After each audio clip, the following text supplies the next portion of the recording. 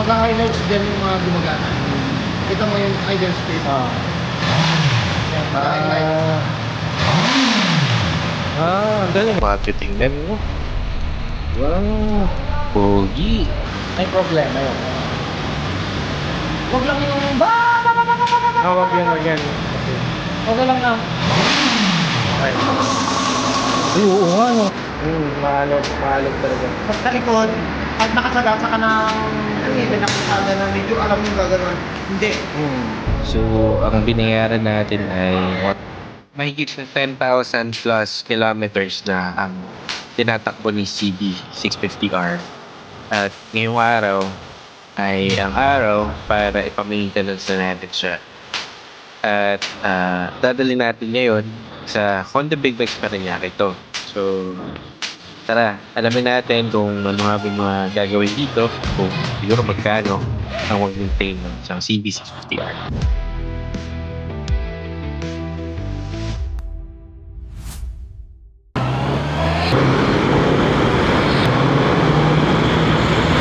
So, si CB ay like I said 10,000 kilometers na ano. So, last akong nagpa-PMS nito was 5,000 ano siya? 5,000 kilometers bago kami mag North Loop. So, yun. Ngayon, papacheck na ulit natin siya kasi malayo-layo na rin ang natakbo niya. Mahaba-haba na rin ano. May kasabay tayo. Anong motor to? CB? CB ata.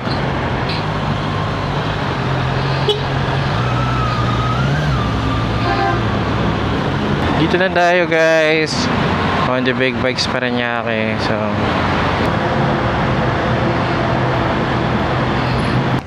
Boss Josh, kamusta? Uy, si Dubi. Si Dubi guys, isa sa mga low boys yan, ka-grupo natin yan. Yan palang video na nakikita nyo ngayon, yan yung ride namin sa Nueva Batangas ng Honda Philippines at ng Honda Big Bikes Parañaque. At yan din yung unang vlog ko. So, panoorin nyo yung unang vlog ko. Again, nandito tayo ngayon sa Honda Big Bikes Parañaque. At ito nakikita ninyo, sinasalang na si CB650. Pogi pala ni CB. Macho, tingnan mo. Wow, pogi. Alam ko, change oil lang talaga to tsaka palit ng oil filter. Pero, nag-iisip ako, baka yung mga gagawin ni Boss Big dito sa motor ko. Mamaya try nating manggulo dyan sa service area. Sana payagan tayo. Malakas mag-init. Galing dito. May mga nasiksik na ba? Buhangin? Kaya mo dito ka. Kaya makikita ko dito. Ay, oo nga, no. Insider tip number 1. Bugahan ng hangin galing sa compressor ang radiator. Hindi pala sapat ang tubig. Pinapa-motor wash ko naman to eh. Kapag barado yung mga pin, malakas mag-init. Kasi yung daanan ng hangin, free. Ang dami niya yung mo. Akala ko nga may tubig. Wala. Diba? Kita mo nga, diba? Yung pala yun.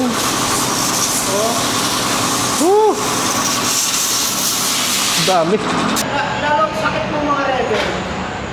Kasi mababa. Mas abot yung talsik ng ano. Ito kasi medyo mas mataas. Maliit yung pin. Ano ba yan, Boss Vic? Replaceable ba yan? Yung, ano ba tawag dyan? Radiator? Mahal yan. Mahal. Hindi ako nagkamali, 12 yata yan. Mahal nga. Actually, i-replace lang naman ito pag butas. Pag ganun lang. Ngayon, may senaryo. Hindi sinasadya. Hindi siya sunod lang, pero may nakasalubong sa may tumasok na bato, pinamaan na gano'n. Wala na yun. Unlike na lang, unless kung may nakahusay maghina. Anong gagawin dyan, Boss Vic? Ano lang, typical lang na change oil, gano'n. Oo, check. Tingnan ko lang na yung mga tayo. Hindi na ikakabit sa ano yan? Computer. Para malaman kung may ano. Kung may something.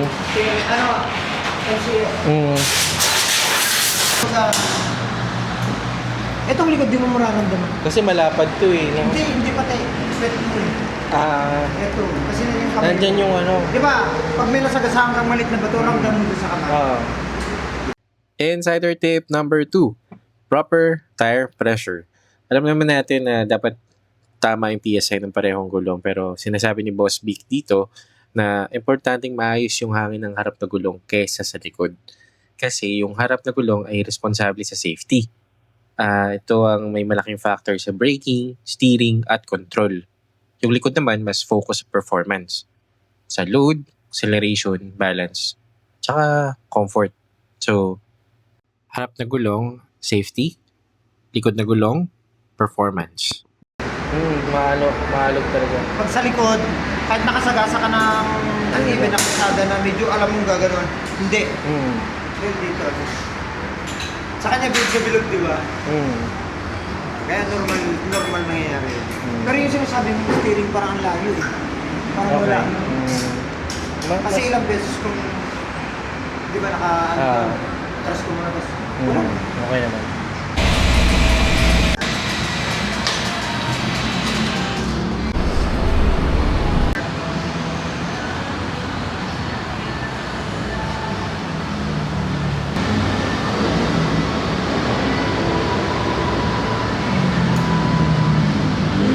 Anong tawag dyan, Boss Vic? Yes. Motorcycle communication system.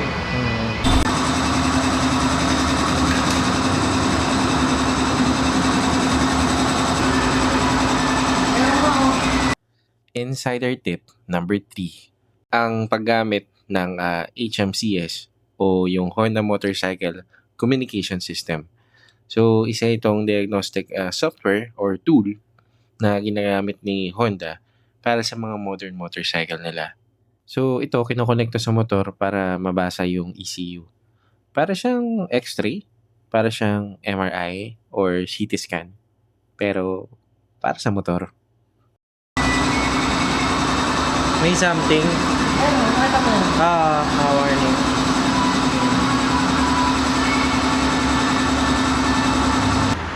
So, nakakonect sa motor natin yung motorcycle communication system ni Honda para ma-detect kung mayroong problema sa ECU or mayroong mga warnings or whatnot.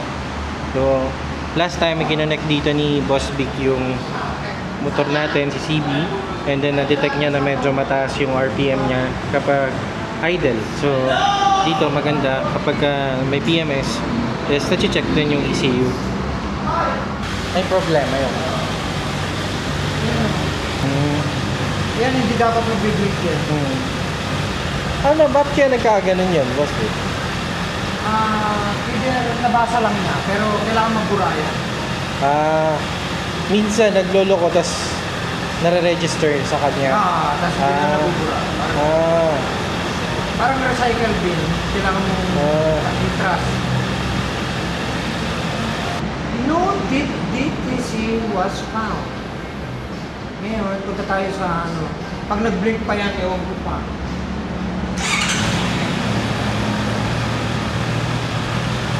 Yun. Ganun lang. I-clear lang, boss.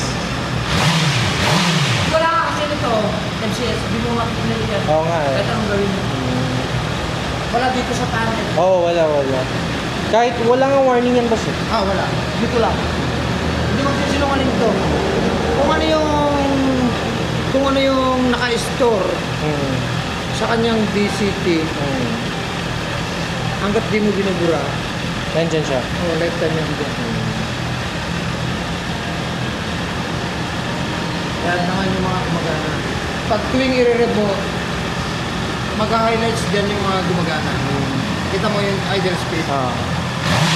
Yan, mag-highlights. Ang galing ah.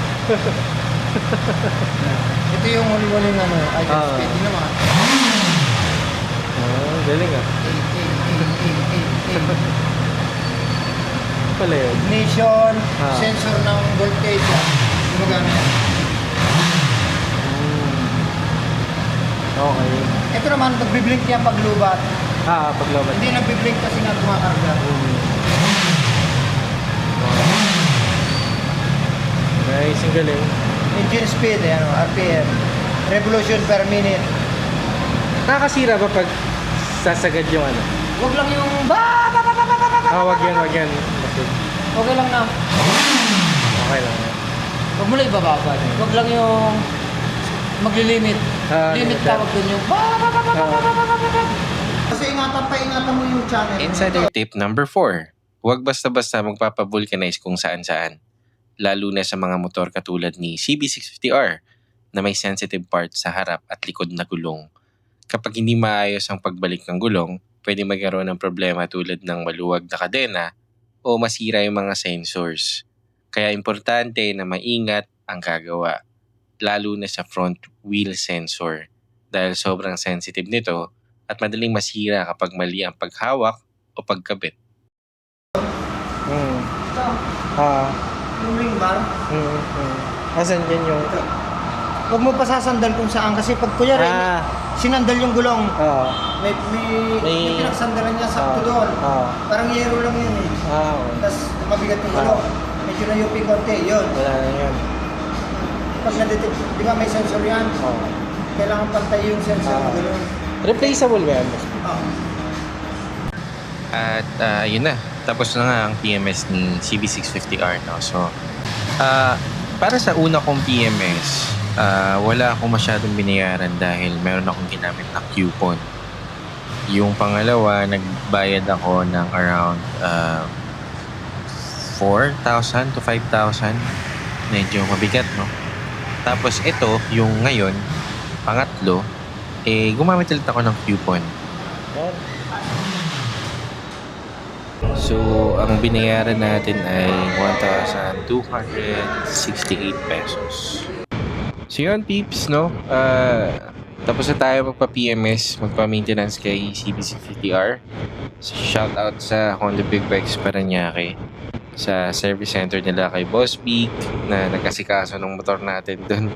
So, I hope marami kayong natutunan, peeps, no? Sa mga insider tips natin.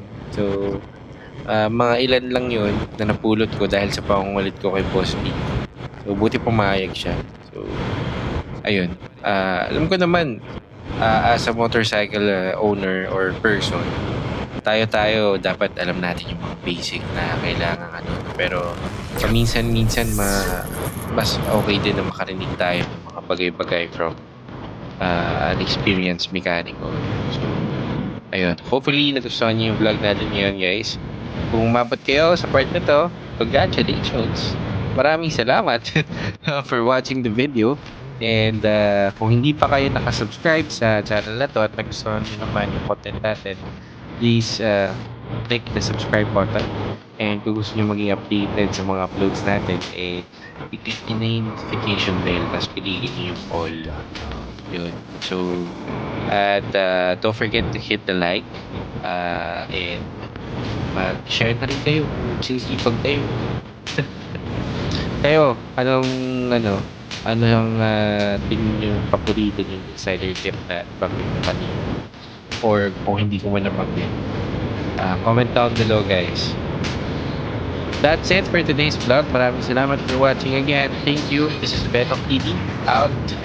Bye-bye.